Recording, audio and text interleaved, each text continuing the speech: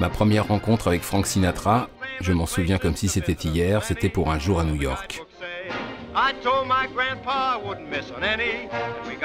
Déjà très bien accompagné, Frankie m'avait tapé dans l'oreille et m'avait rendu euphorique. Et pour moi qui à l'époque rêvais d'aller à New York, cette visite guidée était parfaite.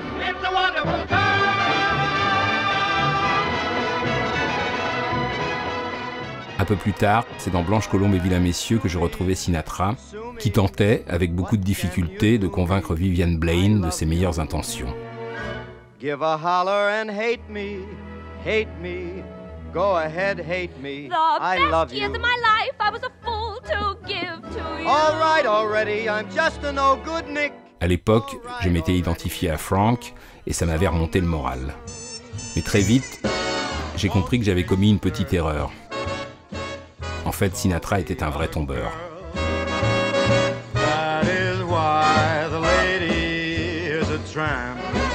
Dans Pal Joey, en français La Blonde ou la Rousse, il séduisait Rita Hayworth, la rousse, puis Kim Novak, la blonde,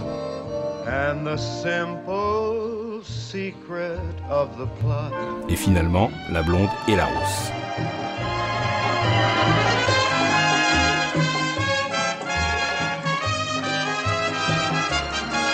Là, je commençais à être sérieusement jaloux. Mais bon, pouvais-je lutter contre un homme qui dansait avec la sublime Grace Kelly dans High Society? La réponse était évidemment non. Heureusement, dans High Society, Sinatra esquissait aussi quelques pas de danse avec Bing Crosby. Et là, c'était une autre histoire. Une histoire de mec, comme dans Les 7 voleurs de Chicago, où Frank rejoignait son partenaire du Rat Pack, Dino Martino. You've either got or you haven't got style. You haven't got style. If you've got it, you stand out a mile. You stand out a mile. Retrouvant instantanément ma bonne humeur, je m'étais laissé porter par l'euphorie collective de cette scène, toujours dans Les 7 voleurs de Chicago.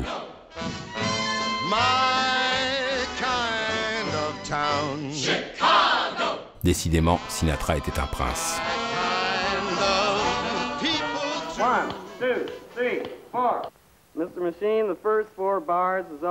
Évidemment, quand j'ai découvert L'homme au bras d'or de Preminger avec Sinatra en drummer fatigué, l'ambiance avait quelque peu changé. Car Sinatra n'était pas seulement un immense chanteur, c'était aussi un comédien, et pas des moindres.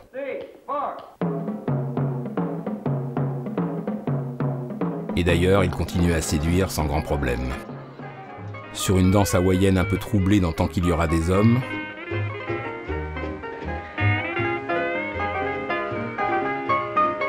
avec Martha Ayer en séduisante professeure de littérature dans Comme un torrent de Minelli, un de mes films préférés,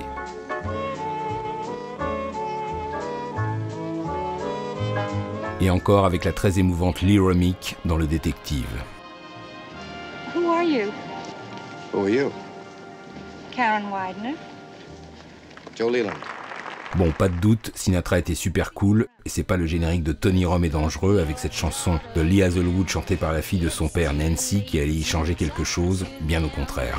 Tony Rome is out and about, and Tony Rome will get 'em if you don't watch out. Peu à peu, j'étais devenu obsédé par la voix de Sinatra, The Voice, et je commençais à traquer ses apparitions dans la moindre bande-son de film. Right now it may not seem like spring at all. J'aimais beaucoup le générique d'Un trou dans la tête, un des derniers films de Capra, And the laughs are few. mais peut-être encore plus un autre générique, celui d'un film imaginaire dans Deux têtes folles, avec cette chanson que je n'ai jamais entendue en entier.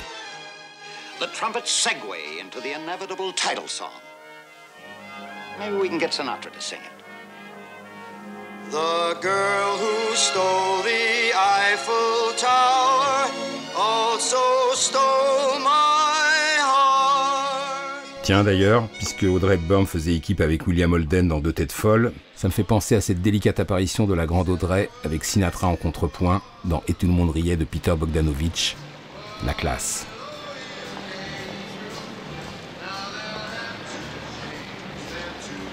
Bon, parmi les chansons de Sinatra que je découvrais au fil de mes pérégrinations, il y avait aussi celle de Tempête à Washington, qui résonnait dans un bar gay un peu vintage. I have sung the loser's song.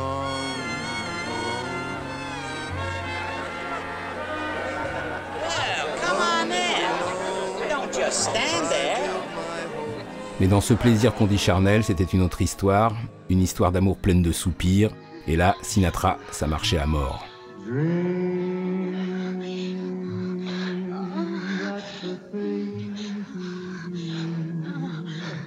Enfin, pour accompagner la découverte du Radio City Theatre par le très jeune Woody Allen dans Radio Days, c'était pas mal non plus.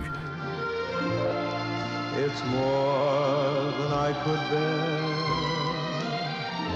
to find that I'm forsaken. Mais là, je commençais à avoir besoin d'une chanson un peu plus punchy, et This Town, dans Ocean 13, c'était un véritable feu d'artifice. This town is a lonely town. D'autant qu'on était à Las Vegas, sur les terres mêmes de mon ami Frankie. Like this town. Et du coup, je retrouvais avec plaisir la même This Town dans Les Associés de Ridley Scott. Is a make you town.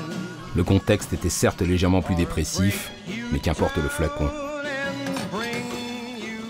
I think it helps if you play something he liked.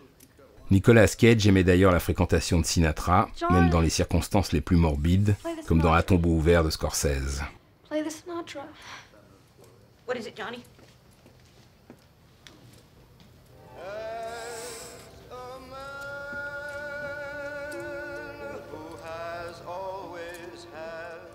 À part moi, un autre fan hardcore de Frank, c'était Jean-Pierre Cassel dans Narco, et ça me le rendait plus sympathique que jamais.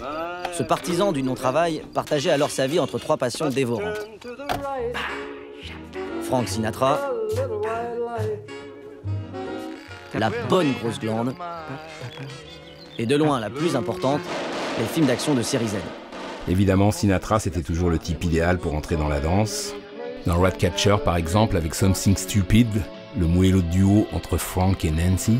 Then I go and spoil it all by saying something stupid like I love you. Mais surtout dans 50 nuances de Grey, où je comprenais que le sadomasochisme n'empêchait pas les élans romantiques. It's such an ancient pitch, but one that I'd never switch. Et oui, dans n'importe quelle circonstance, Frankie, ça marche toujours. Essayez, vous verrez. Sinon, comme j'adore That Old Black Magic, That old black magic that you weave so well. j'étais particulièrement sensible à cette scène de voiture dans le sous-estimé Innocent Blood de John Landis, où la délicieuse Anne Parillo était vraiment craquante. Same old witchcraft when your eyes. Enfin jusqu'à ce qu'elle se transforme en vampire. The same old tingle that I feel. Puisque je parle de tube, Fly Me to the Moon par Sinatra, c'était le top. Ce que Clint Eastwood avait parfaitement compris à la fin de Space Cowboy. You are all I long for, all I worship and adore. Et Oliver Stone au début de Wall Street. Please be true.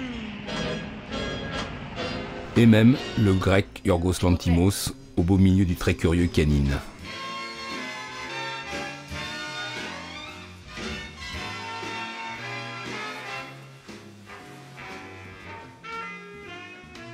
Mais évidemment, en matière de Sinatralogie, un de mes moments favoris c'était dans Catch Me If You Can, où le jeune Leonardo profitait à mort de Come Fly With Me. If you can use some exotic booze, there's a bar in far Bombay. Tout ça me mettait d'excellente humeur, un peu comme Mickey Rourke au début du pub de Greenwich Village, emporté par le vent d'été, enfin le Summer Wind. My fickle friend, the summer wind. Sinatra c'était toujours New York, et c'est ce que Spike Lee avait bien compris au générique début de Summer of Sam. I want to wake up in a city that never sleeps.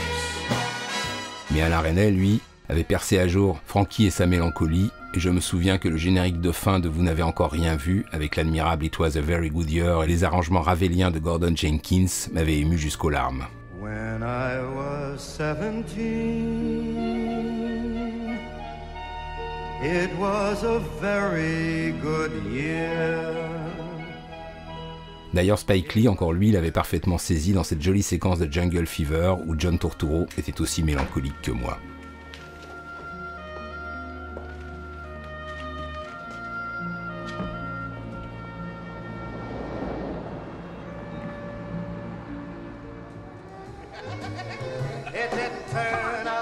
Bon, Sinatra, c'était vraiment un pilier de bar.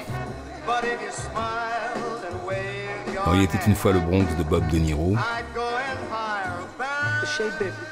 mais aussi dans le méconnu Ishtar d'Ellen May, où Warren Beatty paraphrase les paroles de One for My Baby, la chanson que je rêve toujours d'écouter dès que je mets les pieds dans un café. I got a little story I think you should know.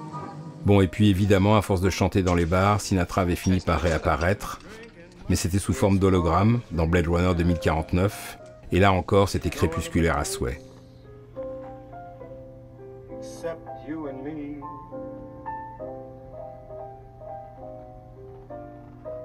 So set 'em up, Joe. Je me laissais porter quand je me suis souvenu de ce moment bizarre où Sinatra déjà réapparaissait dans Scarface sous les traits d'une marionnette grotesque et inquiétante.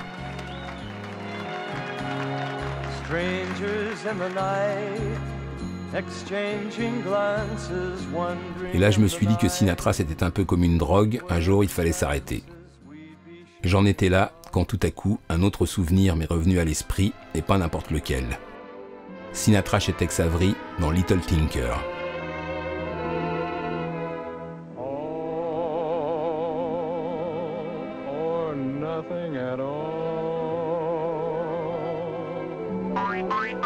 Une version de All or Nothing at All qui surpassait toutes les autres et qui me mettait en transe comme les spectatrices du cartoon.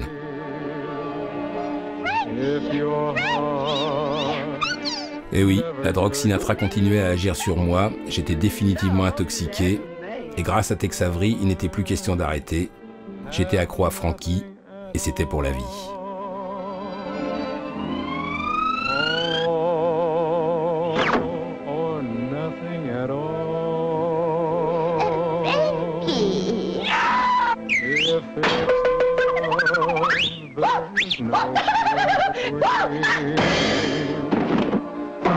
I begin then cry for something that might happen.